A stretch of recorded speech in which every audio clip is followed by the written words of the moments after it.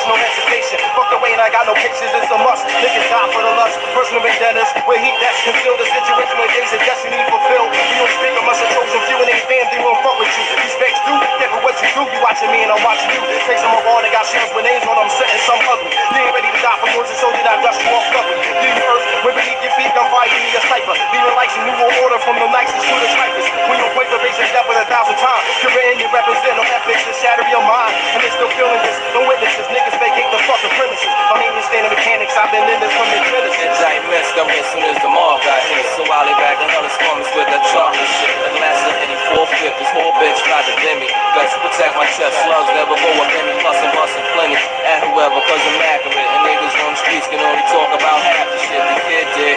20 years decided to if I had been the guns and money. First day at the first, come up north since I was younger. 40 grade, the ghetto players hunger. Run up blasting, fuck ass, and niggas make them wonder. I'm on some Sean Proof, snort the kid shit again. You see me being satellite inside Caribbeans. My real team flip bricks, we got the king bitches. Legit business, farm cars, street bitches. We smoke supply spammers that need coke. That's a lie, if I die, I'm leaving my seat broke. You know the situation, all physical place you in. Too late before you recognize the fucking face you in. Step back, cock the Glock, car face again. After this, you looking for the kid, but ain't no traces. Stuck dead in the game, we don't remain an honest citizens. Bitches be fucking minions, scammers be filling up the pen. I pace the Marriott, dozen scotch anticipating when will I make a yearning for riches. Try something new today. Like Paris, Da Vinci bags, pushy bags, Cartier my bottles, Cherokees and presidential cottles. On the wheel, jealous niggas be feeling still, gotta make a meal. Put penthouses on top of the hill. Yeah, Fuck, I want it. If rebellion will lead the struggle, plus the feds be bugging. Collar codes before the snow be thugging. Bankroll with measurements improved. We got shit to move to re-up and stash another couple bucks. My luck, someday your destiny. Here they be like testing me. 190, follow the beat and the BBs. While we pushing threes. With Pelly banging Scarface. Wallaby shoes and Cuban links and diamond keys. Smoke a pound or two. Gotta connect us from Peru to pharmacies banging. Don't come from us, don't be no slanging. Looking fucked up. Establishment strictly for ruckus. Hit that like button, Hakey raw, baby. My first live on my other channel.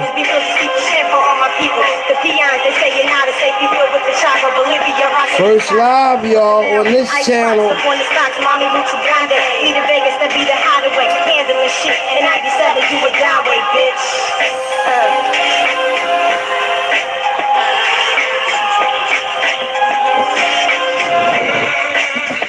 Other channel act up. I go to another channel, so I ain't playing with games. By now, you never catch up. The 7th and Pike and Alizé got me messed up. And when the time we Hey, what's going on? That's why I packed the heat for demonstrations in the I'm giving out wrenches today. I ain't lying. This is my new channel. I gotta give out wrenches. So the hit was not perfection. I'm married to my drug, faithful goes and no divorcing. So what you think extortion? We stop at early life. I'm married to my drug. Favorite because there's no divorcing. Motivated way, cook it up in the pot. Straight on the premium 20 SL. Top down with JBM. No divorcing. Shit from 12th Street is in the foyer. Was knocked like the bell. Look at me now, rags and riches. Catch me in the bubble, blowing it up with major bitches. I was on my other channel trying to go live, but it kept stopping. So I still go live on my other channel, my backup channel. But you know, my ace in the hole, I had all my channels with me. Slow in the cut, rising. Yeah. Yeah. I'm like I'm in a halfway house. I'll get out in the trenches. Professionals, never professionals, shedding the truth for rules. The photographs of those models is locking those slip cream, images black is blue, niggas get rock control, Lex thing, SC100 gold. Really, it seems to be the plan. You know, ain't if you get out of jail, you in a halfway house. A 50 beam and shovel wing blocks from Austria, chest burning from vodka, cocaine, shipping from Bogota. Fly niggas, you just wanna, diamond cluster, brains living equal to King Spurgeon, a good thing. Yeah, man. Spring visions that have more. Get this clean, what match your rap for? Jesus Garcia Vegas, real nigga, fucking your name more. You wanna get out there. It's all about rocks the size of Rushmore, powder that's for clientele. Where you be, Lord, you and die, bitch. Animosity make you dry snitch. Okay, y'all rapping. I'm about to go live, y'all. That's it equals to bury y'all. Agents who tried to lock me. Did it sloppy, it's Dobby and Bobby. I need this currency, about a half a key. Let's go. Best a chance to get this cheddar.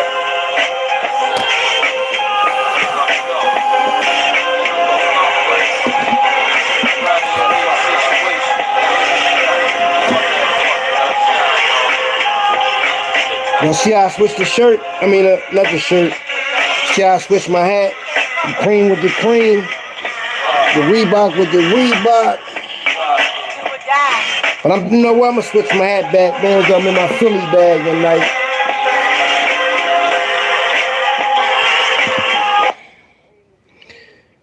Hello, world. I'm just here to make you think. This CEO Philly Trenches Hockey Raw coming at you live and direct with this bone exclusive video.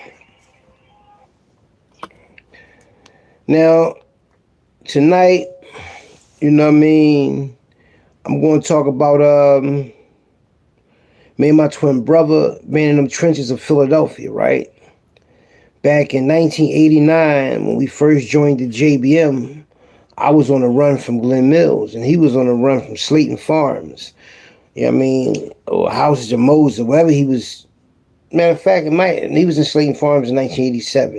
In 1988, we first caught that case in November. I think it was like November, after Thanksgiving. Me and my brother caught this case, and it was a robbery. Me, him, and my other homie Kev, we were on a train, and we robbed the whole train. Like, people that sit on the train, we act like we had guns and all that, but we had our hands in our pocket. We just ran through there. Like, think about it, we 15 years old doing this. You know what I mean? And it was my idea to go wake him up. He was asleep. Boom. So when we get locked up for it, we only got locked up because my brother didn't want to listen to me. All we had to do was chill in the movies, fall back. You know what I mean? Or whatever. You know what I mean? Or get in the cab and go somewhere else. We got the money. We got everything. You want to be down on Chestnut Street so that everybody can see us. So, anyway, we got locked up. I took the case, told the lawyer that I'll take the case, let my brother go home. I went up Glen Mills, got the home pass. He had everything I needed, clothes and everything. And then when I decided I should have just ran, man. But then when I did run, didn't go back. They caught me, and they tortured me for 5 months, beat me up and all that old shit, and made me miss home passes. I'm watching dudes go home on Easter and everything. Niggas that's in the JBM, niggas that's in the city of Philadelphia that's getting money that I know, that's in the trenches and all that. They come back with brand new sneakers, brand new everything. And I'm sitting in that motherfucker wolfing. I mean, I can't go get no new shit and nothing like that. I can't be with the females. I'm locked up. Them dudes, a lot of them ain't got no girls. I had 2 different females I was dealing with. You know what I mean? I was intimate like that. I was a young boy. I was getting, with the females. Man, Mikey had all the girls, man. A lot of dudes ain't had that privilege. You know what I mean? What's going on, family? So anyway, right, man, Mikey, we out there. So I come home. So when I come home, I'm pissed off because I've been locked up all that time. I missed the major home pass. They let me go home for Mother's Day. Or was it Mother's Day? No, they let me go home. It was I think before Mother's Day. They let me go home. But Friday I had a track meet. So I couldn't go home because I was fast as shit and they wanted me to run track and race against. I had 2 track meets. Let me rephrase that. I had a track meet on Friday and a track meet on Saturday. So I couldn't go home on Friday because I had a track meet. So I did the track meet the next day. I'm watching dudes go home and everything. I was mad as shit about that, man. So I did some shit and got them mad. We had to run all the way around the track field one time, 4 of us, but one at a time. Was a relay. And I was the last one, the anchor. I was the fastest one. I was faster than all the motherfuckers. But I tried to go around the whole track full speed. That's the only reason why I lost that race. Because I was beating the whole race. Sometimes I was beating this guy like about 5 blocks. And then he caught me around the stretch because after I did 200 think about it, ain't 100 yards I did full speed. I did 200 full speed yards, and then I'm going for that 300 and that 400, which is the total. Around the track is 400 yards. When I got to 200 yards full speed, my speed is almost slowing down.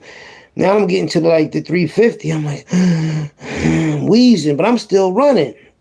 That's how he caught me and beat me and everything, but I never stopped running though. The next day I had another track meet, came in first place. I said, fuck it, all I gotta do is run, boom, up, race my own teammate, somebody else, and beat both of them. So my mom had a bag of clothes And it was brand new clothes in there. Some Sergio Zattini sneaks, some clothes to wear, and I left. And then met my brother. He gave me brand new, them Gucci's. Y'all see him in that picture. He gave me them high top white ones. And he was like, man, you going back? I said, fuck no, I ain't going back to Glen Mills. And then he was with Gramps, and Gramps was getting money at the time. Allegedly, he was, dealing with, well, when we was with him, that half a brick, man, Mikey went to go pick up with him. 89, right? Statute of limitation, 89, right? So we on Broad and Belfield with him in a small car. Police pull us over after we get the brick. Now we're going up there to allegedly get it from a JBM. These JBM old heads. Man, Mikey hear about the JBM, but we might know a few of them, but we not in the JBM yet. But we cold-blooded shooters. And Mikey already securing him. Mikey already really making sure ain't nobody violating this man, disrespecting his package. Because, when he get that brick and he cook that shit up, he's giving out ounces and shit like that. He got a half a brick and he probably putting something on it and all that, making that shit bounce in the pot. So he fronting people that he know they can hustle crack, right? But, in ounces and shit like that. All the way to South Philly. The 20th and Carpenter, because, man, Mikey, we used to go around collecting his money. So when we went up to South Philly, I just so happened to deal with a girl. Her sister was getting fronted work, from Gramps. So, and they was fucked up about that. Man, Mikey's 16 and we henchmen. And they like, damn, they out there hustling. And man, Mikey is henchman for the motherfucker they getting the shit from. So they really like this. Then these twins is that thorough that they henchmen at 16 years old, securing the motherfucker that's moving that shit. They from 16 for Styles. Him and his Gramps' sister Belle. So when the police pull us over, a block after we got from Broad and Belfield, we had the windows rolled down, everything. It was a little car, four-door. Gramps sitting in the back, Mikey driving, I'm on the passenger side. I got the 38 on me. I think I got Mikey gun on me because he got the half a brick under his shirt in the summertime. It's in a brown paper bag. Like a brown paper bag. It was inside the bag. Mikey got under his, he got it really in his pants under his shirt. So Mike was driving. When the police jumped out on us, we was at the light. We always supposed to check our mirrors. At this time I ain't in the JBM, so even though I look for my mirrors and all that, but I wasn't told this at the time. But so when they slid up on us, they really did surprise us because we got to the light and it was red. They jumped out on us. And then they was on both sides of the car. They real tall. And the car was low to the ground. So they over us. And they got the light in our face, the flashlight. Mikey had no mustache. Y'all see on that picture, man, my brother, right? Mikey ain't got no mustache on the thumbnail. Mikey don't have no mustache. But I had a light mustache and I had a goatee. And I'm looking at Mikey right here. He's sweating right here because it's hot as shit. He got a half a brick of cocaine, pure cocaine, under his shirt at 16 years old. That's Mikey with his head tilted. And that's me with the jacket on, with the red hat on, the red 49ers hat on. Now, this is probably a few months, this in the summertime, this probably a month after that shit just happened to me. Probably a few months after that shit didn't happen to us in the car. Now the police jump out and it was well, your license, registration, all that little shit. So Mike, say he don't have it. Mike talking to him, officer Curtis, that and the third. Now they got a call on the radio. When they got the call on the radio, that made them leave and do some other shit. We pull off laughing about that shit, driving straight down Broad Street at nighttime in the summer of 89. So we get the shit there. First time I ever seen this. I seen crack get cooked up a lot of times, a lot of it. But this might have been my first time probably seeing it in a long time. Even though we was in the game, it was always in G-packs, $8,000 worth of crack. We moving in them crack houses in 87, 88.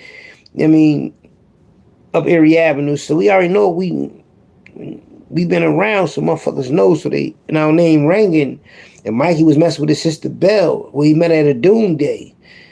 That's how he met her. So then when he met her, he met the brother And next thing you know, Mike get him we fit in. Now Mikey is his right-hand man. I come home now, I'm also the right-hand man. And man, Mikey ain't playing no games at this age. And I'm talking about, this is how we are teaming up with drug lords by going to war against these drug lords and testing them and like coming at them like aggressively. And like, who these two little niggas? Who these twins? Yeah, real shit. And that's how, you know, we got cool with Poo Poo. Like we ain't go at him, but Mikey argued with our sister-in-law, you know, and then she our sister-in-law now, but Mikey was arguing with her, whatever. She called Poo Poo and them down there. Man, Mikey ain't flinch. He knew it was, he read our energy. He knew he was strapped. But Joe and Robbie didn't know. They 6'6". These niggas trying to come at us to beat us the fuck up. Yeah. Poo Poo in the middle holding back like, hold up. No. We in front of his candy store. Like, he had a store. These dudes getting money. I was doing $20,000 a day allegedly. Man, Mikey come out of nowhere. Because I used to go with their cousin Mika. And Mike used to go with their girlfriend Net. But then she, you know, sister-in-law said something to him and Mikey went off. And then, go get your brother. We ain't going nowhere. They came in that Red Eye Rock. Jumped out. Mikey facing that way, I'm facing them. Mikey won't even look at him. Mikey was looking in the streets, but he got his back on the wall of the candy store with his one leg like on the back of the wall like this, with his hat like down like this. He said, let him get a little closer. And I'm all like this, pulling my shirt up, like letting him see the gun. Letting him see the gun, right? I had a 22 Russian Ruger without no clip in it. I ain't even had no bullets in this gun, but I just let them see, nigga, I'm strapped. So then they backed up, but Mikey had that 38. Mikey was going to let loose on all, because man, we fast as shit. Mike was going to let loose on all of them. We was going to just get up out of there. And that'd have been that. But they peeped game, and after they peeped game, the next day, Mikey and Poo Poo riding around in the IROC Z. I don't know what Mikey said to him. I wasn't there when they had a meeting. I was supposed to be there, but him and Mikey met up, and Mikey's, you know, is a strong, powerful mind at 16. So, you know, and, you know, Mikey, we got with the M, and then, you know, we was down with a lot of people at the time, but when we got down with JBM down Richard Island, it was like we was the security. They like, but I wasn't down there because I didn't get pledged in down there. Mikey did. I was somewhere else. Probably at my mom's house on a run somewhere, probably my aunt's house. And then he came and told me, he's like, man, you know, you plugged in, man. They said that they know you the wild one. They know you be on the trains robbing people and you got the wolf pack and all that. But they told me to tell you that you're plugged in, that you can't get plugged out. I said, bet. With no sweat. So after I knew I was JBM, and Mikey was like the forefront of that, and then I was like the one that came with the force, you know what I mean? I didn't abuse it. I still was like incognito. I was like laying low because I knew the police was looking for me. So when I would get locked up, I would run into other JBM members from Southwest Philly, West Philly, North Philly, Uptown. You know, and I would escape with a few of them. Then I would get locked up again and meet more people from the city, more thorough motherfuckers. You understand what I'm saying? So when I would go to juvenile placement and get cool with motherfuckers and be thorough with them, that's building me like real bonds, like thoroughness. No diddy. Like, so when I get back out there, these dudes is running their neighborhood. But I was their brother in jail. I was the big homie. They was learning from me. I was the older brother. You know what I mean? I was the one showing thoroughness and showing how motherfuckers should move. And I was before them, like far as before their time, doing the shit I was doing on some bullshit. So when they was mimicking a lot of shit I was doing that I taught them inside of juvenile joints, and they came home and started getting major paper, and they would run it to me. I run it to my twin brother, and he would meet a lot of people too in them juvenile places. Like, for real, like, when he was locked up off Slave Farms and the Youth Study Center, he was locked up with Punch. Punch and John, it took JBM to war of high rollers. him and Mikey was like brothers, man. And then when I met him over DC, he was like, yeah, Mikey was like my brother. So we building this bond with hustlers, gangsters, thieves, like all type, like females, and these bonds we building is like, we're not even realizing the level of thoroughness that is given us. Like, in any club, in any atmosphere, we there, the twins. I don't give a fuck how old you is or who you is. The twins isn't, they go to twins. Oh, they the twins. That's Hakeem and Mikey. Next thing you know, we get cool with people in the club, and they squad. It could be a squad of females. It could be one dude that's with somebody that me and Mikey know. And next thing you know, we in their neighborhood, and their whole neighborhood fuck with us. They don't want us to leave it. That's how this shit was and this shit was like a virus, growing like a fast virus as far as how we was gaining all this love and attention. Like, viral. We was viral. But in person, in the world. One day, me and my son was downtown, walking around, shopping and all that. And everywhere we would go down Center City, people, yo, what's up, Hawk? What's up, twin? What's up? Everywhere. And my son was like, Dad, you know more people than Facebook. He was like 10 years old when he told me that, like 10, 11 years old. He said, Dad, you know more people than Facebook.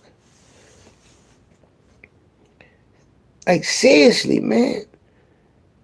We was in them trenches, like, when the music changed, far as hip-hop, far as R&B, far as fashion. When you get money, and Heavy D came out with Love in the House, and that shit popping in the club, and the dollar parties, in the clubs, like even Biz Markie. Nobody beats the Biz. The old Biz Markie shit. That shit come on in the wintertime. Got the leather shit on. Females got their Gucci boots on, the leather Gucci boots. That shit, listen, let me tell you something, man. Salute to New York, man. Because in New York, even though they say it's a controversy of who was the first to start hip-hop, was it New York or was it Philly? Because Philly was hip-hop when hip-hop was hip-hop. We the first one with gangster rap. We the first one to write on the walls graffiti. Yeah. They only got 500,000 more people than us. Yeah. Do the math. They 8 million. There's more people in New York, but we talking about black people. There's only 500,000 more of them. So what they was doing, we was doing. You understand me? And we might have been doing a little better, a little thorough, a little calmer. You know what I mean? That's why we able to move, and we ain't taking nothing from New York. We ain't taking nothing from no city. I'm just telling you how Philly is, man. You see the P, man. People represent Philly how they supposed to, but man, Mikey was representing the whole city for real. Like repping it in the trenches. In South Philly in every neighborhood. In West Philly in every neighborhood. I mean, in North Philly in every neighborhood. All through Nicetown, all through Huntington Park, all through Poppy Land. You know what I mean? All down Kensington. Yeah.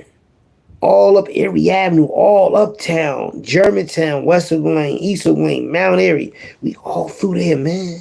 And all them young niggas up there in them neighborhoods that was thorough, that went to them junior high schools and them high schools, and went to them juvenile facilities, and was somebody, ran into me and my brother, man. Now, my brother Cool ain't no motherfucking joke. He a real ninja on all levels. You know what he told me while he was in the penitentiary doing all that time? Every jail he would go to, ain't you the twins' brother? We would say, I'm the twins' brother. Because he's the twins' brother, and he older than us.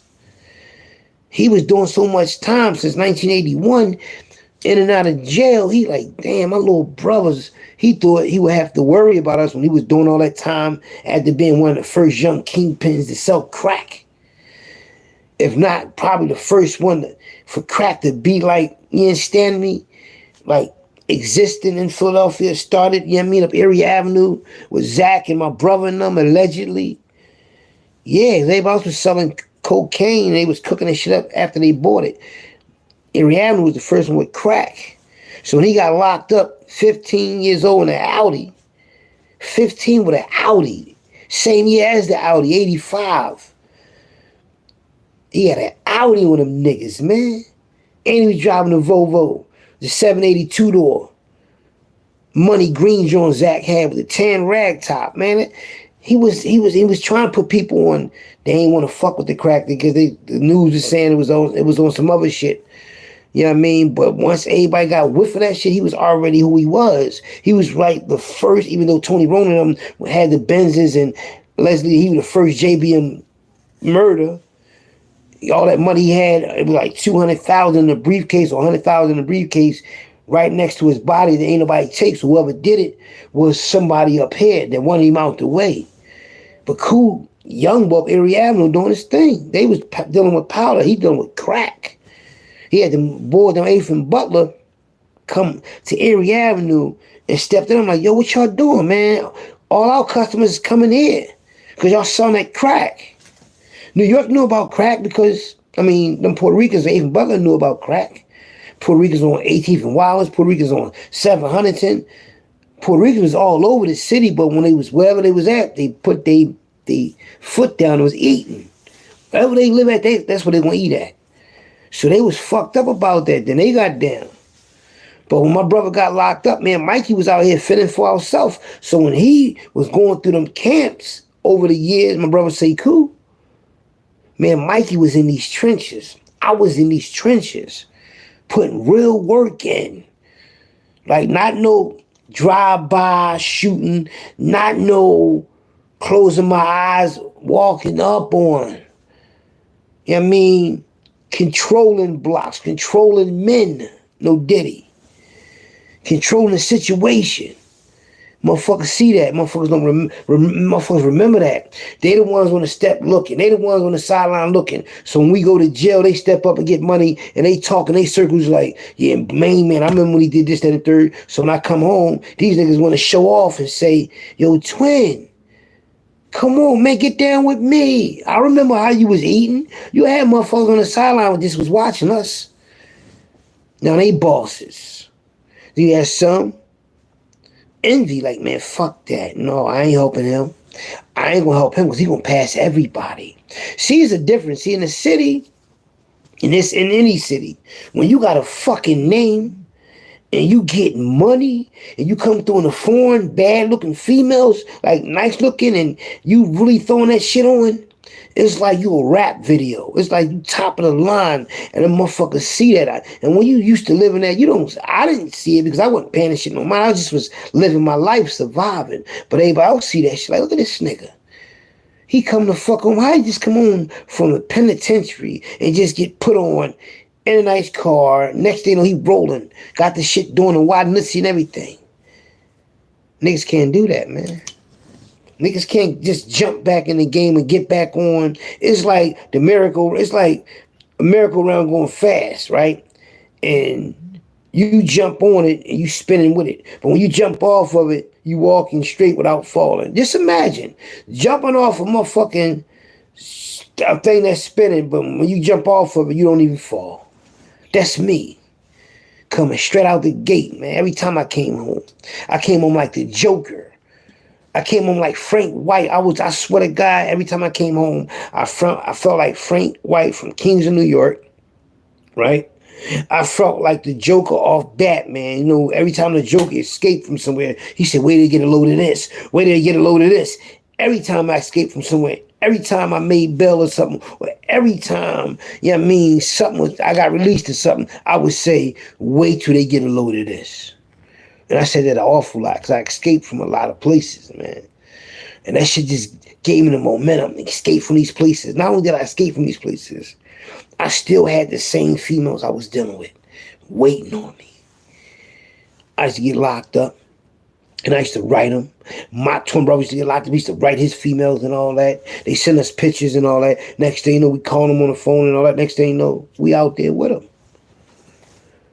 The twins, man, we was the real deal on the run. The whole time we out there in them trenches, we on a fucking run.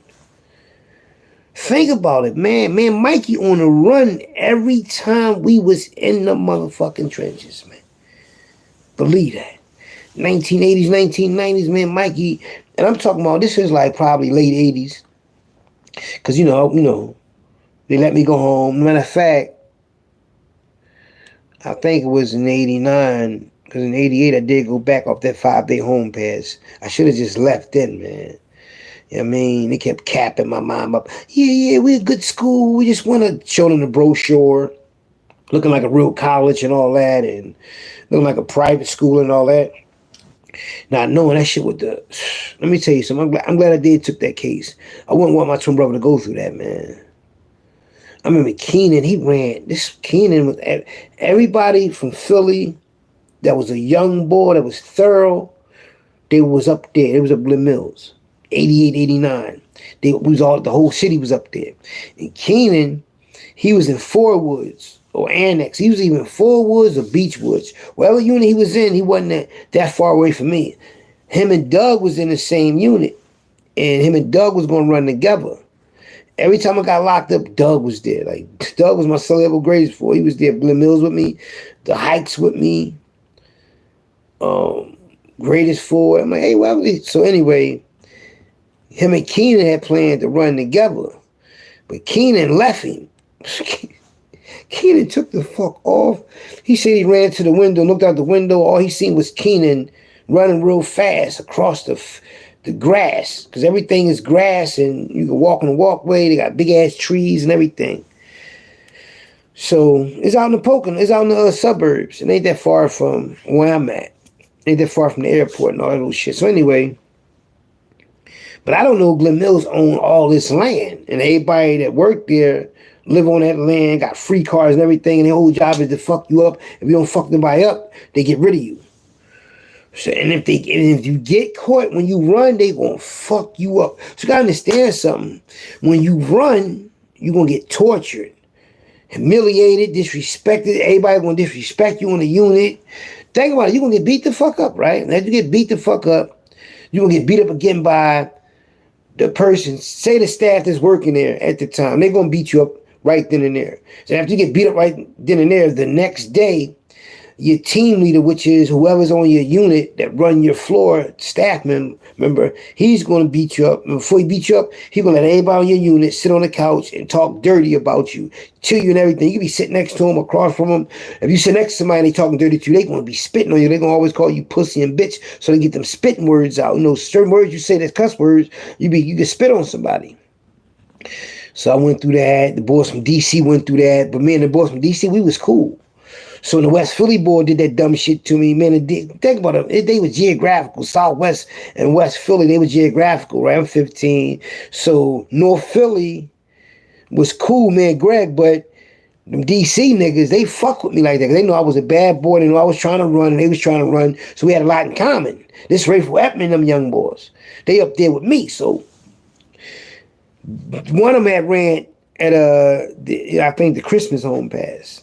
But when they caught his ass, he had a maximum and everything. So we team up. So one day, the boy that talked shit to me when I got in trouble, because think about it, you're going to get beat up by the staff on duty. You're going to get beat up by the person that's working your floor. Then you're going to get beat up by your counselor. So you're going to get 3 beatings 3 different times for doing one thing wrong. And if you get caught, it's going to get worse than that. Then after that, they're going to treat you like a sucker. They ain't gonna trust you. They're gonna just disrespect you. Have you cleaning toys with a toothbrush. Everybody get to talk dirty to you. So you're gonna go through that if you get caught. So I can't get caught when I run. You know what I mean? Going through that bullshit with up Glen Mills, man. But the boys from DC. So we in group. So while we in group, the boy that was talking shit in my face from West Philly, tall motherfucker name. What was his name? His last name was Robinson. I forget his first name. Charles Robinson. Tall nigga.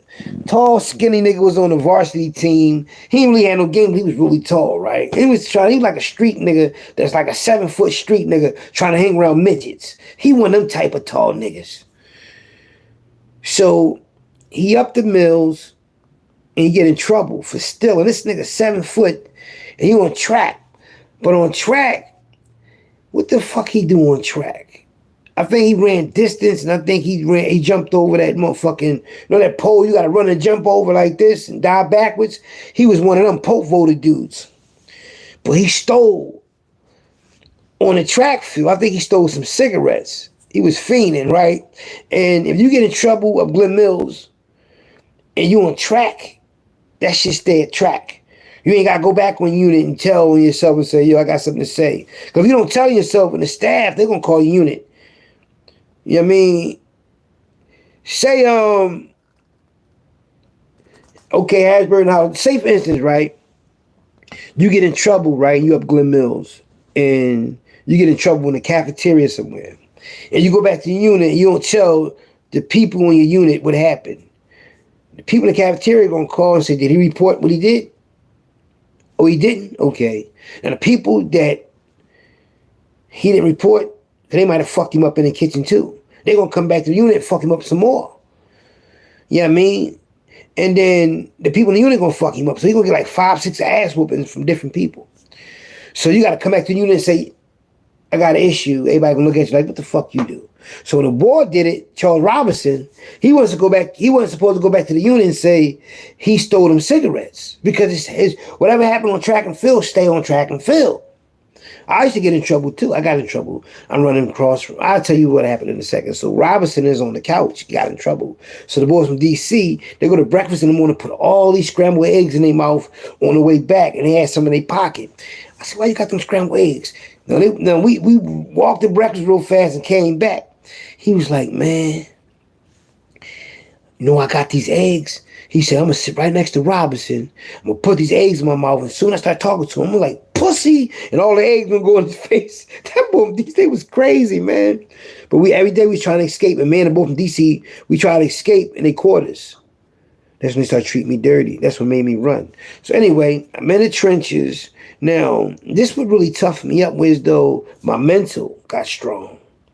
Being up Glen Mills. Right? I got you. Being up Glen Mills, right? That shit had me mentally strong, man, because I done seen some strong dudes break up there. Whereas though that's turned somebody that's supposed to be strong into a snitch. Like for real, I'm like, how you a street nigga and you going along with this shit? Because some motherfuckers go along to get along. Like they just go along with the program so they won't have it hard, so they won't get beat up or nothing, man. Motherfuckers, they will, you know how they break a wild horse and a dog, they beat the dog up, a pit bull or something, to train him to fear the master. They do the same thing, I think, to them elephants. When they train in the circus and all that, they beat them animals up like that, just like a wild horse. They fuck with it and rough it all up and get on top of it so it can be tamed. They ride on it and so it can break it in. And I think that they got broken up there, mentally and physically, as far as being beat up, being disrespected, having these self-esteem. I mean, that motherfucker up there can have you feeling like this up in the Mills. So they rather, think about it, they went through that before I got there. So as they grew, right, there were people in home who used to disrespect them that was there before them. These dudes is like, okay, now I got the power to disrespect people. I ain't gonna lose that power, so I'm gonna do everything they tell me. That's what they was doing. Me, I was the black sheep. I wasn't doing none of that shit. So that shit just made me tough. So when I got home and got in the JBM with my twin brother, like, man, who the fuck, what's up?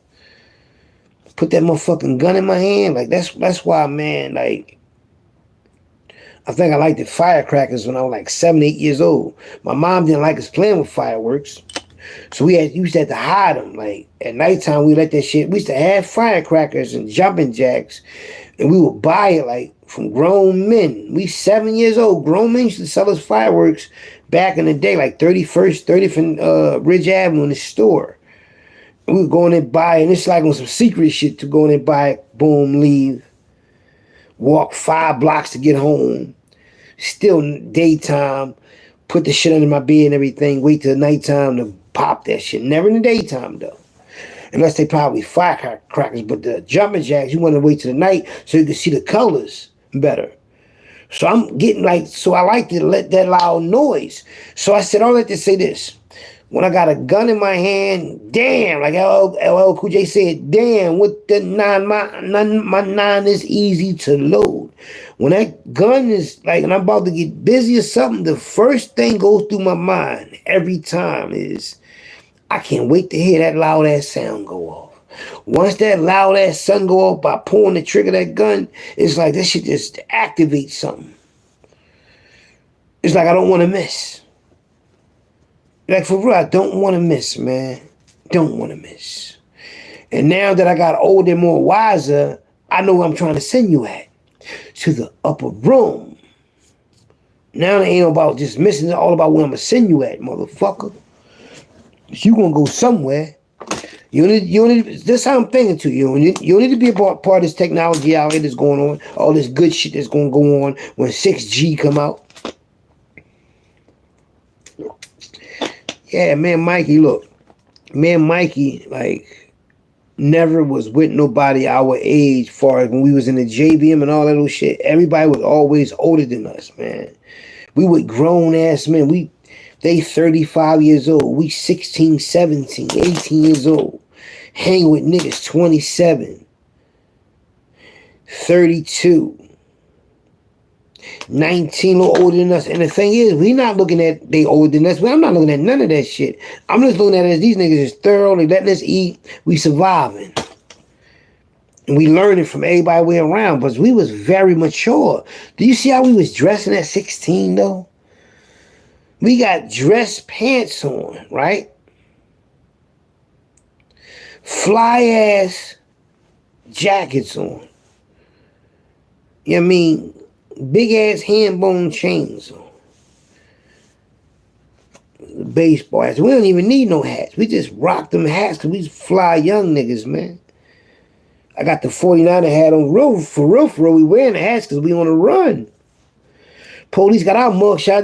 We got waves out here. We got our shit low. Like, man, Mikey was some thorough, like the thing is, right? And I'm not tooting my own horn because it was my brother, like, but Philly was like, Philly respect gangster shit.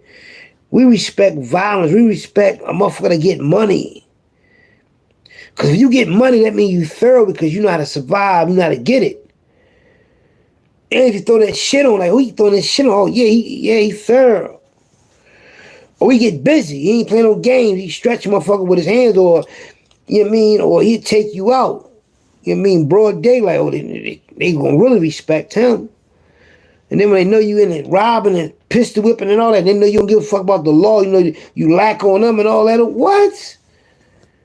And they see you moving with the mob and different drug laws and how y'all moving and how y'all like. And this shit ain't no lie, man. I'm gonna think about it, right? Y'all see that Paid in Full movie when you see them all out at the let out. They got the cars and all that out there, the jury, the clothes on, the fly females and all that. Man, my twin brother was in the middle of that shit in Philadelphia, man. 10, 11 years old going to club his ass. 13, 14 years old going to club after midnight. 15 years old going to the club. Chucks, High Rollers, Barbers Hall. Young boys, man. JBM in there, all these big time niggas in there from all over the city. All they females and all the females they age. Man, might get their phone numbers, pulling them and everything. Yeah. Young, thorough, man. Like, it's who you are and how you present yourself, man. And like, come on, man. Y'all see, I had the mafia. Well, y'all ain't see it on this channel, but on my other channel, you know, I got JBM all on the phone with me. Interviewing them while they in the feds. You know what I mean? So, damn, so it's like, it ain't like, and so it's like, well, damn, well, he can't be lying. He got them on the phone. He got another JBM member on the phone. Like, all that content that I had on my first channel, I still got on Instagram. Because a lot of my videos is on Facebook, Instagram. Some of them was on TikTok, but they ain't take all my shit. That's why I had all these, I was going live like at the same time on all the apps. Because I knew they was going to come from, I knew other YouTubers was going to hate on me. I mean, them motherfuckers hate for no reason, man. Yeah, though, you know what I mean? Like, I'm glad y'all support the channel, though, man. Now, look, Mikey, right? When he got locked up, the last time he got locked up, he was on a run and he was downtown and he had that 380 on him. I ain't get locked up. I wasn't locked up at the time. I don't know why me and him wasn't together that day. But we wasn't playing. We was really treacherous at 17.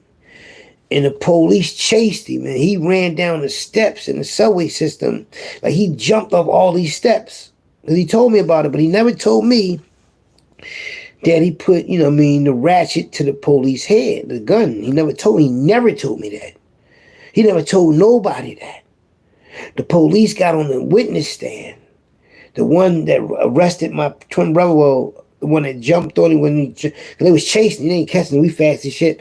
But Mikey jumped like, you running and you see a flight of steps. He jumped down all them flight of steps from running full speed. And then when he fell, I think he hurt his legs. When he trying to get up, the police dove on him and they fighting and everything, boom, boom, boom. So while they going through it and everything, the police get on the witness stand and say, my twin brother put the 380 to his head and was pulling the trigger.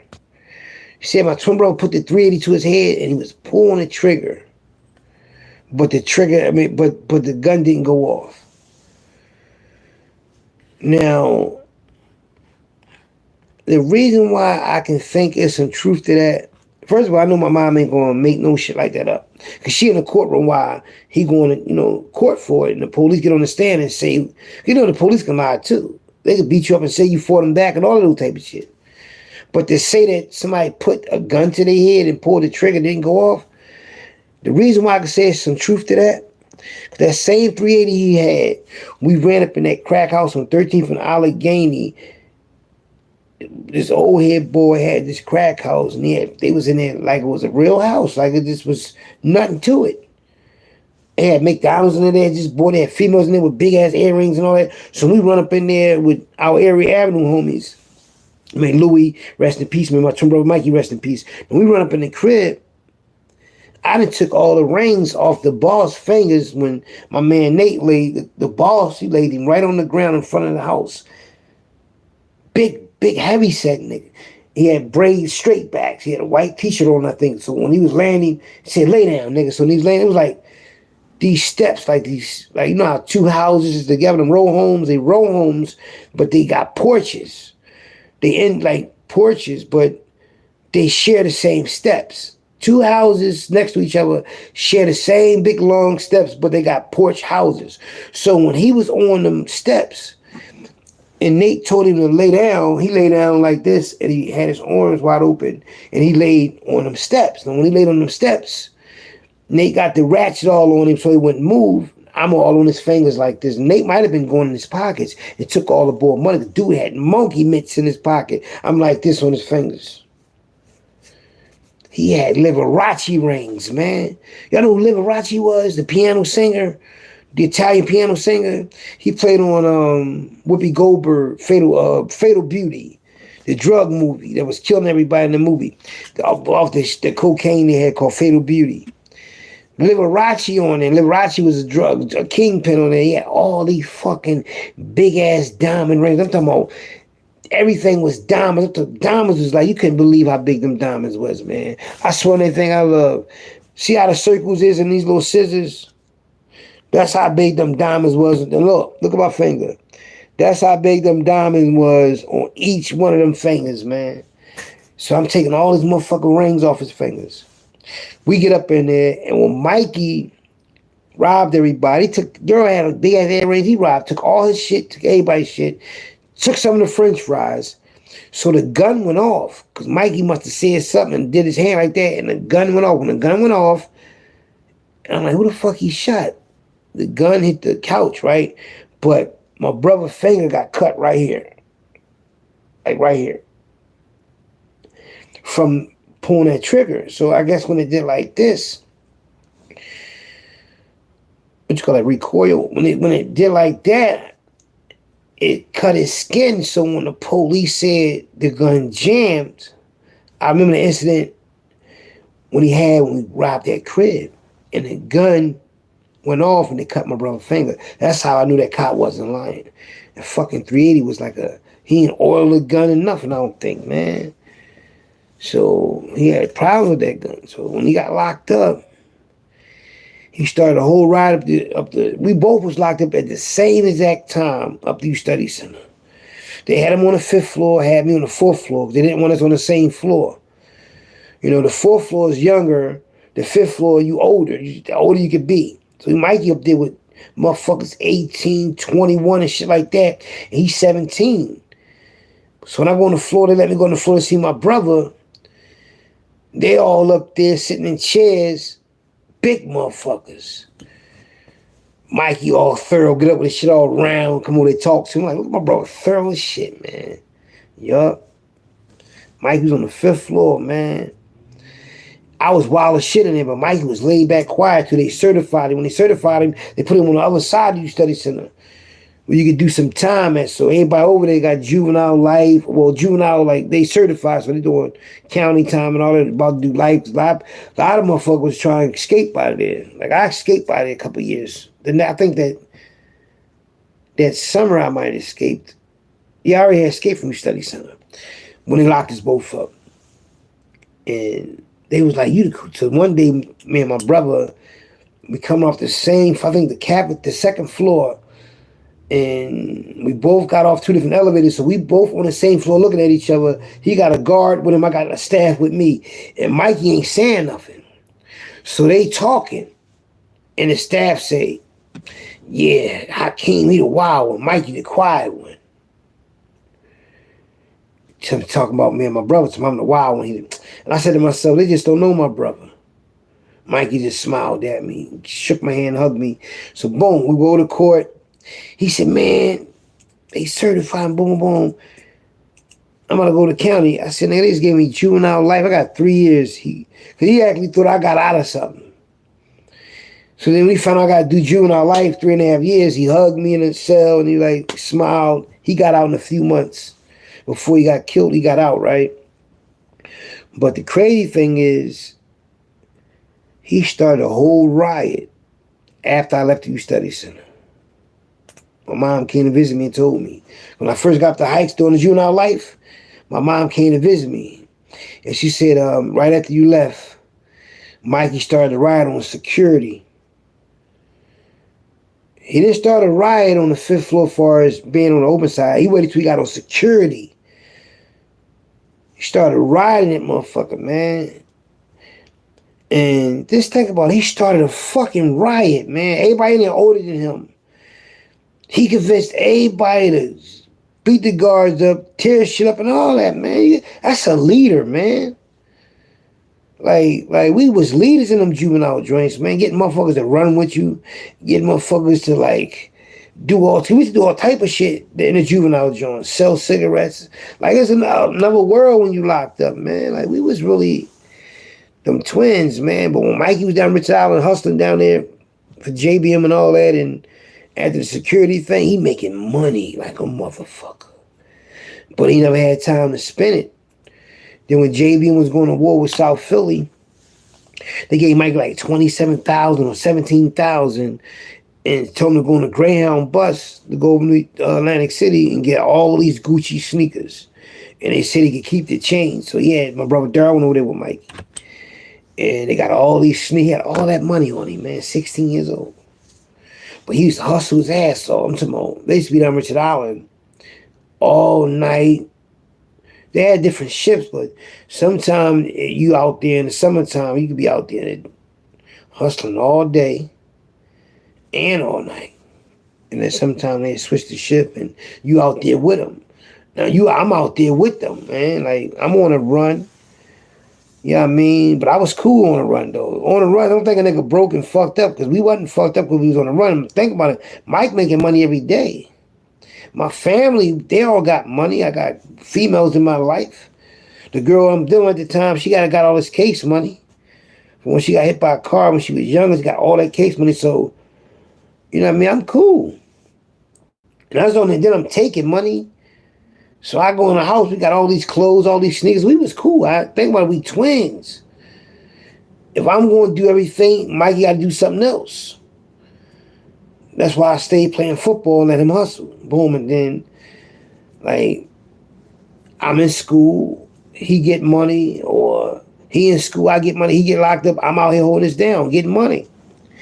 Yeah, I mean, he get, you know, he get unalived. I still out here hold this down. His kids help them out, help the grandkids out, help my family out. That's what I've been doing, like moving and shaking. And the thing is, like, you know how when some people lose somebody in their life or something, a part of their squad, shit get fucked up, and that shit take a lot out of them, and they ain't the same no more. They ain't got the energy no more. That, you know, it's always one person that can make you turn into the best you. It all depends who it is, right? Man, let me tell you something. My brother passed away, I turned up out this bitch, man. Yeah. Now, I'm 18, got the foreign cars. First young nigga in the city with the candy apple red Benz, man. See, Tut and all them, they older than me and my brother, man. They in their 20s, man. Mikey, 13, 14 when they was out here doing their thing. But we in the mix, but we ain't got the shit they got. Because they older than us. But we know we was the age. We'd had everything. What? And man, Mikey was 18, 19 years old. In 88, 87, man, Mikey would have probably ran this whole city, man. What? Where we at South Philly, they loved us. The people that ran South Philly, my cousin and them, you know what I mean? They took JBM to war. We was already fucking with them, like dealing with them like that, hanging with them. No Diddy, like really, for real. And Richard Allen loved us and everything, so it's like, but we was always hanging with older people, but our brain wasn't that developed with though. You can see the difference in dynamics, like far as how we looked. Like more mature. Like right now, look how mature I look more like far as my age and everything. And as I got older, as far as how I look when I'm 10 compared to how I look when I'm 15. You know what I mean? 17 compared to how I look when I'm 21. You know what I mean? So we got in them trenches, man, and we went at it, man. So when I was out there and JBM needed some things done that like paint a house or take out the trash or, you know what I mean, something like that, you know what I mean, or, you know, collect some money or demolish something that, okay, like say somebody owes some money, they did some fucked up shit or whatever, and they want something destroyed, they call me. And they won't, I could be around a boss, like the top boss all day long. He won't say nothing about what he want done until it's about to happen. And this whole thing, he didn't want it on my mind. He used to call me old dog. I'm like old dog from Menace to Society. Remember Lorenz Tate played old dog, Menace to Society? JBM, top boss from Uptown. The one behind the curtain, the main brain. He told me that's how I act. You act like old dog. Wild, young wild, don't give a fuck. He said when you drink beer or something like that, take them volumes, you turn into your twin brother. And the thing is, right, when I was around him, I knew I was learning. I learned a whole lot being around him, man. Like, that shit was crazy. Like, the people, man, Mikey was around, we was adopting some of the characteristics, man. Like, I ain't gonna lie to you, man. Like, being young, a teenager in Philadelphia, man, Mikey had so much fun. Y'all have no idea, man, how easy it was for me and my brother in the city. Now, just say, for instance, Mikey didn't come home from the house correction and start robbing and shaking drug dealers down. That's what he did when he came home. He came home and he went at the drug lords, niggas that had bricks and had niggas squads and hip teams and all that. He was running around with a couple of niggas from J Street that was about that life. And, you know, Mikey was throwing that shit back far as the gun, you know what I mean, shooting back and all that, but his squad was there, but they wasn't strapped at the time. They were on their block. Niggas started, niggas chilling in their hood. Ain't nobody gonna try them. I mean, everybody's scared of these niggas.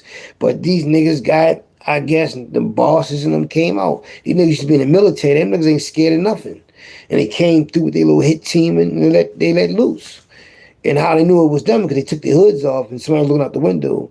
So it happened to be one of my oldest brother baby moms, and told my family who it was. And the people it was, my brother and them was shocked, because back in the day in 77, 78, when they was poor and fucked up and needed food, my older brother and them used to steal and sneak food out the house to feed these people. I remember that. 5 years old, I remember it.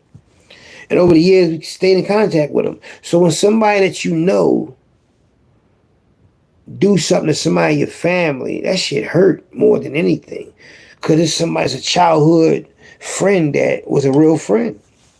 But because of the drug game, you know what I mean? Because Mikey could have been anything he wanted. The guy that went to jail for it, he could have been anything he wanted to be. You know what I mean? Anytime you could control men to do what you want to do and make millions like that, you can, you know what I mean? So, because, you know, in our city, the bosses, they put their own work in. They can have motherfuckers do shit. There's been times with those niggas in the trenches pay somebody to do something for them. But, you know, them same individuals, they put their own work in. You know what I mean? That's why Philly different. They different animals, man. They different animals, man. Like, seriously, man. And I was in the middle of that shit like it wasn't about nothing. Because I'm a different animal, I mean. You are what you hang around, right? You know? I'm around some real... And people were scared of the people I was around. Lord Donnie, both Lord Donnies. Logan and 22nd in Indiana. You know what I mean? 22nd Lehigh. Shout out to 24th and Lehigh. You know what I mean? That Lord Donnie. You know what I mean? Like, yeah. Man, Mikey put some work in together. Mikey put work in. Man, Mikey did. The man, was Mikey? I can't remember my brother was there. We had that shootout on 15th and Diamond. But I know Mikey and Donnie put, you know what I mean? Mikey told me about it. No situation they did together. You know what I mean? Like, far as putting that work in, man. So, it's like, and then we used to trade cars and all that. And, yeah, like, we used to do, listen, let me tell you something, man. The top gangsters, the top shooters, the top, like, enforcers, man. When I was 19, all the top goons,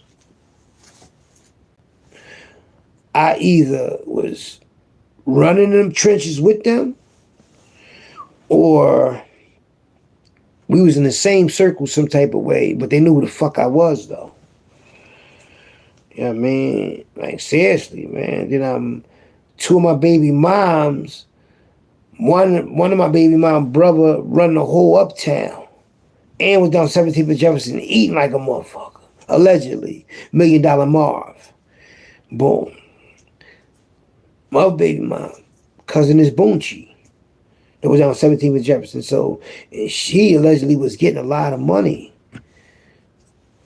I mean, for real, like bagging up and all that. Like they used to pay her, like she used to get a lot of bread. So it's like I was always around. If you understand what I'm saying, I mean, so and then my $1 Million Marv and the JBM top member behind the scenes, they was together. And how I got to know them, they was the ones that was in that shootout against us. Sending 30 niggas at us. So when they made up and I guess we had a meeting with them and then they had another meeting after they got locked up. When I come home, they all together. My team and they team, I'm like, these niggas is bosses. And I'm with these motherfuckers. Then main man's sister liked me. $1 Million Marv. $1 million and these niggas getting made. These niggas is drug lords. Allegedly go to Texas, bring that shit back over. These niggas was getting, I'm talking about like really, really bricklayers. You hear me? Younger sister like me. Next thing you know, I got a daughter. You understand what I'm saying? So it's like, Mike was knee deep in that shit, man, on all levels, man. Like, every neighborhood, no matter who he was around. My sister like you. My aunt like you. My mom like you. My daughter like you. All type of shit, man. Like, for real, man. Mikey, like, you have no idea, man. The love Philly gave me, man, my brother, man. Ways that we can go anywhere in Philly, man, and really feel that Philly love, man. Everybody don't know what that feels like. To go into a neighborhood and be loved, man, by everybody. It might be a few people that be hating. There's always that 1 or 2 people out of 100 motherfuckers that ain't gonna like you just because you ain't from down there. Or because, why they act like that? Because you ever seen that before? Somebody come in your neighborhood, everybody like them, but it's always that one or two people that don't like them just for no reason though. Yeah. I'm talking about any neighborhood, man. Any neighborhood that me and my brother, roamed in, being like hung in or whatever, or hustled in or whatever, called our neighborhood, love us to death, man. 17th and Jefferson, 18th and Oxford, 15th and Cecil B. Moore, 16th and Cecil B. Moore, 16th and Styles, 23rd and Jefferson, Gratz and Nars, 24th and, 24th and, Johnson Homes, 27th and Ridge Avenue, Johnson Homes, 24th and Burks, Bucknell Street, 25th and Master, Blumberg Project, Richard Island, just that side right there. And 23rd and Diamond Project. Cumberland Street, the whole Cumberland Street. 18th and Cumberland, 19th and Cumberland, 17th and Cumberland, 11th and Cumberland, 4th and Cumberland. Kensington, I'm talking about major love and respect. And I ain't even get to all them other parts of Philadelphia. I'm just telling you, in the trenches of North Philadelphia, and on the other side of North Philly.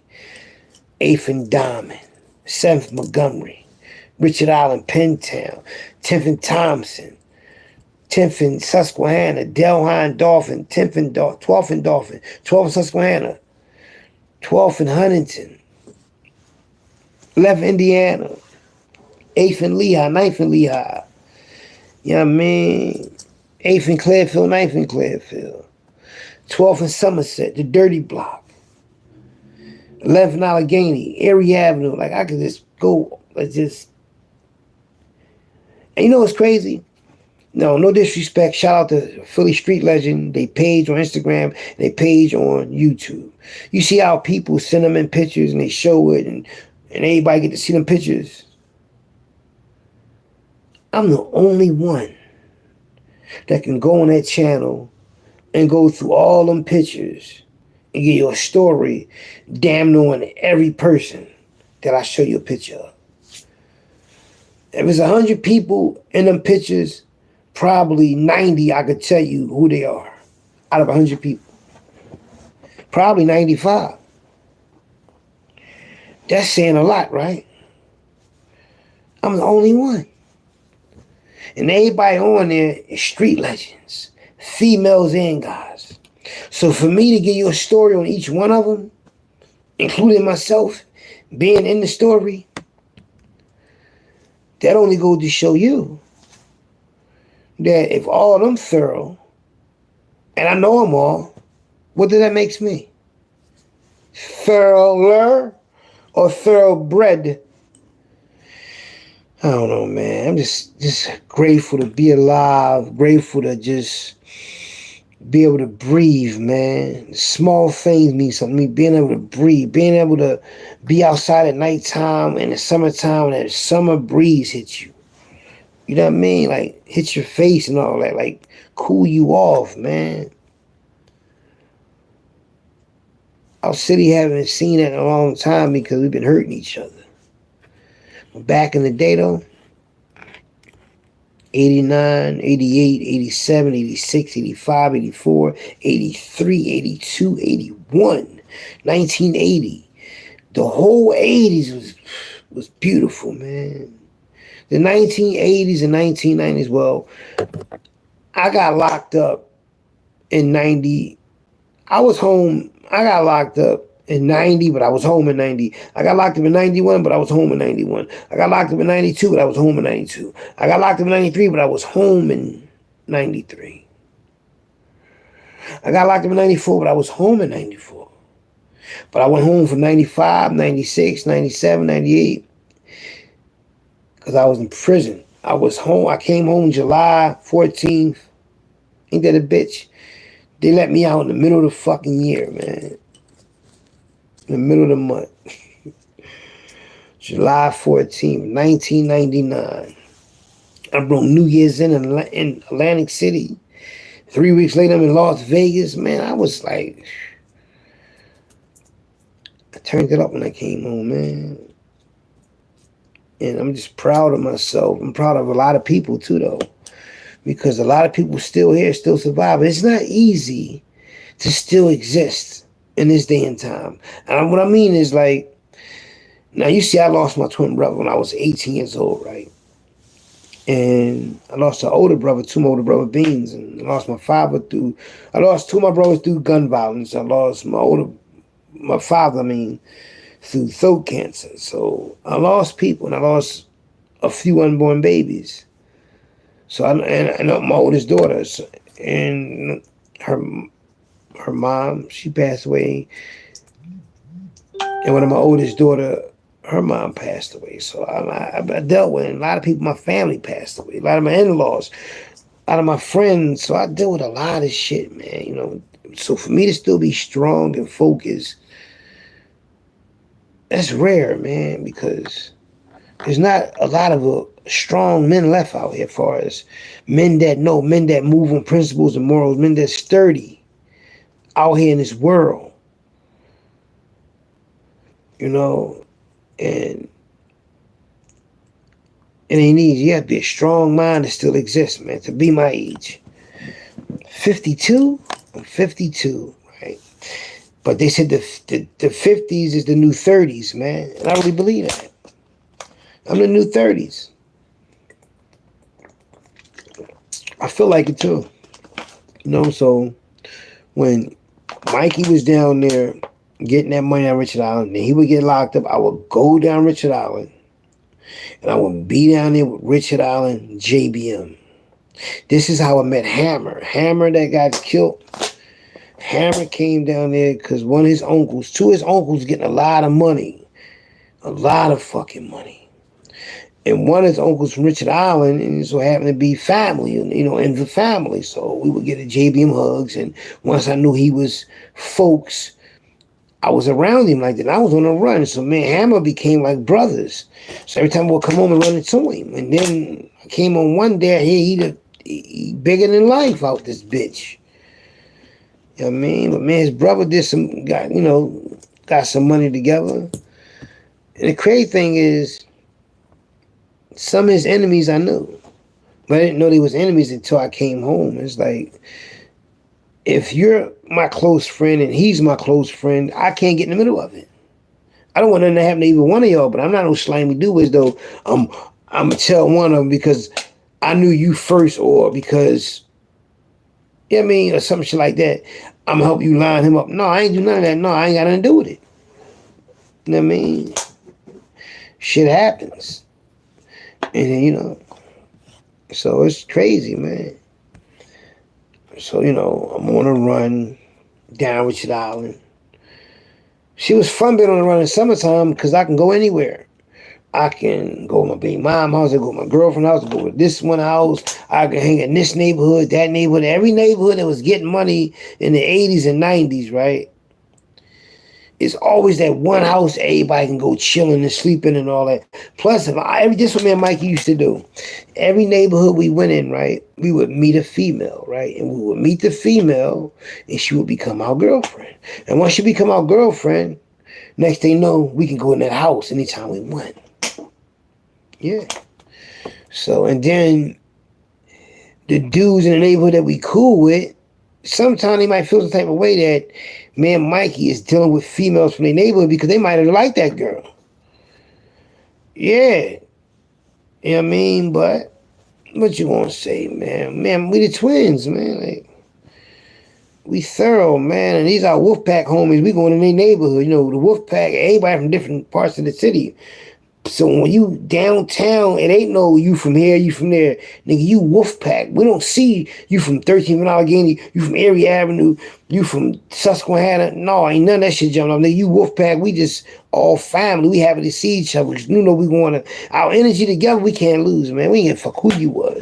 Us together, we getting paid. We going to them department stores, we taking everything. And what I was trying to say, nobody by not touch us.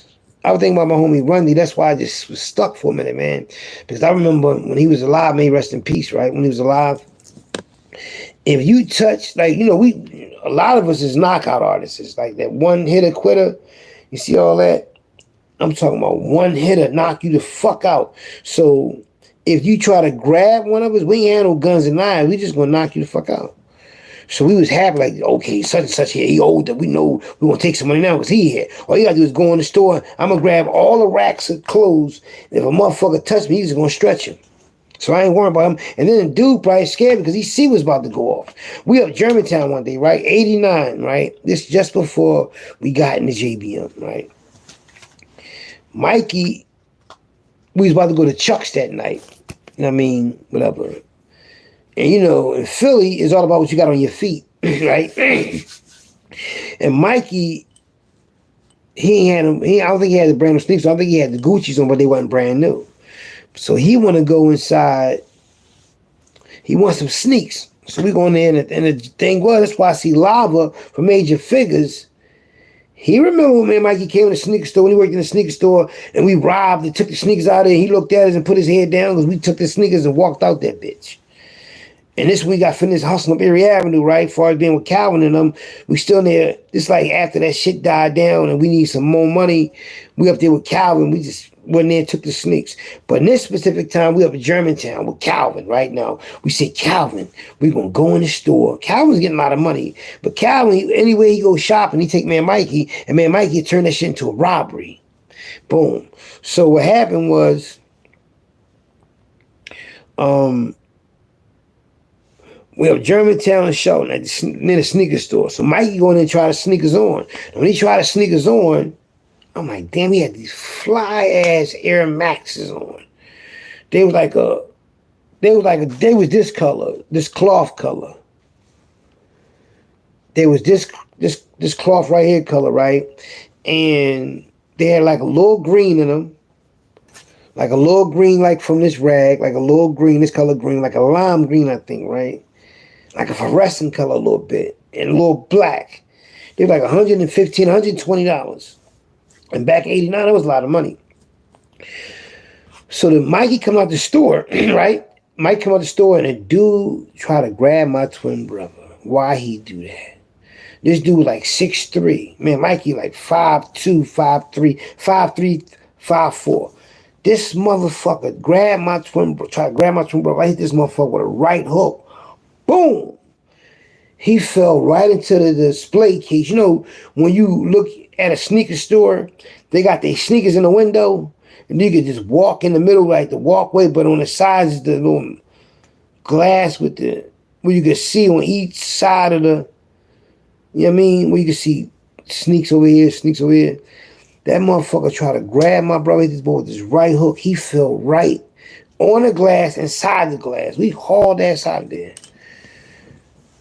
Man, Mikey arguing about the sneakers, right? Because he won't even let me wear the motherfuckers, right? I'm like, man, let me wear them after you wear them in Chucks. No, get the fuck out of here. Mikey, we used to argue about any little thing. But, you know, I wound up getting sneaks and anything. But I liked them right there.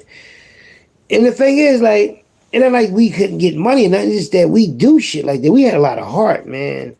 Like, the shit motherfuckers wouldn't do, man. Mikey would do as far as getting money and taking money. Like, going in the jewelry store, getting on our knees and crawling behind the counter. Because we were so short and taking the whole rack. Mikey taught little Larry how to do that. Yup, man, he rest in peace. Both of them. Like, you don't understand. Like, we was like, and the thing is, it wasn't even about, like, us being broke or anything. It's just the rush. It's just like, if you watching a cowboy movie and you see Jesse James and Billy the Kid about to rob a bank. You be so intense because you don't know what's about to happen. You don't know if they're going to get away. You don't know if they're going to get caught. When they robbing a stagecoach, when they robbing a train, a moving train. I'm not going to lie to you, man. Somebody asked me, they said, well, Philly Trenches, who turned you out far as robbing people? What made you start robbing people? I used to just take shit out the store when I was real little. Because think about it, I'm a kid. I'm on route. My mom and I'm on route. And the mall, my aunts and all of them, they taking major shit. Mink coats, furs, diamonds, clothes, high maintenance shit. Come back in the hood, sell to the black mafia or whoever getting money or whatever. So I'm with them. I'm a kid, so I'm watching this shit. So when I started going to stores, stealing shit, practice what I saw. Got a little older, got a little bolder. And I'm like, man, fuck it. I'm taking this shit. I'm brodying this shit. Next thing you know, I start putting guns in my hand. And when I started to rob trains and shit like that and stick people up and all that, I guess I can say from watching Jesse James and Billy the Kid, like those cowboy movies where they just be on horses and there's like a lot of them, a posse of them, and they just be going against the sheriffs and all that shit, and they just be going inside banks and taking everything and sticking dynamite and blowing the safe over and getting all the money. Or I like shit like that, man. That's what the type of shit I like when I'm a kid. Like, damn, I want to be like that when I get older. Because the way it made me feel when I saw it, I'm like, these motherfuckers, these the heroes. They some more Superman. No, Superman is flying around with one girl, and fuck that. These boys getting money. All the girls like them in the whorehouse. I'm like, damn, they go to the bar, all the girls up on them. They pay a nickel to take a bath, and everybody love them. They got all that money, and everybody, what? They was cool with the Indians and all that. They could hide them in the mountains. Yeah, like, what? See, the thing is, right? Once you like something and once you are a part of it, it's nothing like it, man. It become an addiction. If I was addicted to taking money and hustling and all that, well, I'm guilty of that. You know what I mean? Did I like doing it? Yes, I did. Did it feel good? Yes, it did. It felt, how can I put it? You know how you rode a bike for the first time, you was happy as shit? That's what robbing somebody feel like. When you get away with it and everything, you take some money and all that, that's what it feel like. Damn, I can't believe I got away with it. Yeah. Learning how to swim for the first time, swimming all the way across to the other end. Doing something like passing the test that you thought you was going to fail and you pass. Passing a grade, passing like high school, like something that's going to make you like watching the Eagles win the Super Bowl, how hype you was about that. That's how that shit felt when you're in a moment of committing a robbery. You're excited about that shit, man, especially if you get away. You know how somebody that robbed people watch the movie Dead Presidents? Watching any movie with violence in it, if you're a violent person, that shit's gonna make you like it. And the thing is, right, like, anybody been locked up, they like watching jail movies, like Orange is the New Black, any type of Escape from Alcatraz. People like that type of shit because it's like, it just makes you on edge. Like, when I ran from juvenile placement, you know how much adrenaline was flowing through me, how intense that was. Everywhere I ran from Slayton Farms and ran into the woods until I need to get on the bus and all that. I ran from the hospital trip in broad daylight with shackles around me. I ran from the study center in broad daylight, going on the fire escape and into the yard and climbing up the gate and going between barbed wires, cutting my back up, running this catwalk and jumping down and hauling ass and like running on the railroad tracks or the subway tracks while the police, Decepticons chasing me. So I snuck on the train and they want to try to lock me up, so I jump on the tracks, they run the opposite way. You know how far Broad and South to Broad and Walnut is running underground and a train can come? Facing the jury at trial, and you're looking at 20 years, and you got a public defender because you don't want to pay a lawyer, but you out on bail because you think you can beat the case with the public defender. You don't even want to pay for a lawyer, and the judge say, because you thinking it ain't going to be an early verdict, they reached the verdict. So now you're looking for guilty or not guilty. So I asked the lawyer, I said, listen, if I lose this case, can I get out on a pill bail? Can I pay bail to get out again if I appeal that decision? She said, we'll see. So I'm thinking, if she say, if the lady judge say guilty, I'm going to haul us out that fucking room like the Cowardly Lion did in the Wizard of Oz. Remember the Wizard of Oz ran out the room and jumped out the window? That's why I was going to jump out that motherfucker. I was going to get the fuck out of there. I was just waiting for that or no. They said not guilty. Oh my goodness. Those police was pissed off. They was trying to convict me bad, man, for that drug case. They was trying to listen, man, I already stole a $100 bill. I had a $100 bill and everything else was $900 something. They took the $100 bill and didn't put in a receipt. I know what I had in my pocket. You know, if you had all 20s and 5s, whatever, you had that $100 bill, you know that's in your pocket. When they locked me up, they took that. Fucking cop stole my $100 bill. He pocketed that. So I had to beat the case, go to trial and all that. See, all that money found on me was my brother, SSI was his payee. I said that was his money. I had witnesses and everything. So I beat the case, sued the city, got that bread. I had to pay no lawyers. I sued them on my own. So I've been through some moments, man. You imagine, right? You with a female or a male, you with your partner, and you coming over their house to see them, right? And next thing, the police is raiding their crib. They lock you up. They lock your partner up, and they give you all these crazy ass charges, and your bill high as a motherfucker. And you don't want your partner to go to jail because your partner never been in jail, but you've been in jail before, so you cool. But ain't never been in my ex-girlfriend ain't never been in jail before, and I'm like, damn, man, I felt fucked up. She had 2 sons, red bone, looked like Charlie Baltimore, green eyes, right? Well, Charlie Baltimore looked like her. Red bone, John, right? So I'm like, damn, I hope them bitches don't ever try, but I keep forgetting she can fight ass off. So it's like, just going to jail, like, and being handcuffed. See, I got my hands like I'm in a cop car, right? And she another cop car. I'm talking like it's fucked. Can you imagine? I'm just watching my world just fall apart in front of my eyes, man. But it was some hope. I fought, man. I beat the shit out that case. You know how I beat the case? Because the arresting officers was crooked cops. There was an investigation. Remember them in Philadelphia? Them crooked cops was going up in the bodegas. They call the Puerto Rican stores bodegas. Remember they was going in the bodegas, stealing these cigarettes, clipping the camera wires so they won't see what they doing. So they knew they was selling cigarettes and all type of shit in those stores. And the police wanted to just take the money. But one of the cameras was connected to the guy's TV at home. So the cops thought they clipped every wire and stole the money and did all this old dumb shit to him and all that old shit. Harassing him. And he got their ass back. And they the same cops was on my case. So every time I quit a drug case and something like that in Kennington, them cops are in an investigation. That's how I always would beat them. I'm glad I could beat them though. You know what I mean? Fuck that, man. Like, the black men need to win sometimes, man. They ain't always gonna keep beating me the fuck up. Beating me, making me go to jail, away from my family. You know how many relationships that I lost because the police locked me up? Like, I'm winning, man. Man, Mikey out here, motherfuckers ain't had no chance, man. Man, Mikey was out here, some females wanted me and Mikey. They didn't want, I'm trying to tell y'all, man. A lot of y'all grandmoms and moms, a lot of y'all grandmothers and a lot of y'all mothers, man, was in love with the twins. Believe that, in love with us, man. See, to see a female smile and be all happy when you around, man, like, probably the first time I ever done no shit, something like that. You know, I mean, Mike experienced how they act. Like when they see, remember, they showed Michael Jackson running from all them people. Remember what,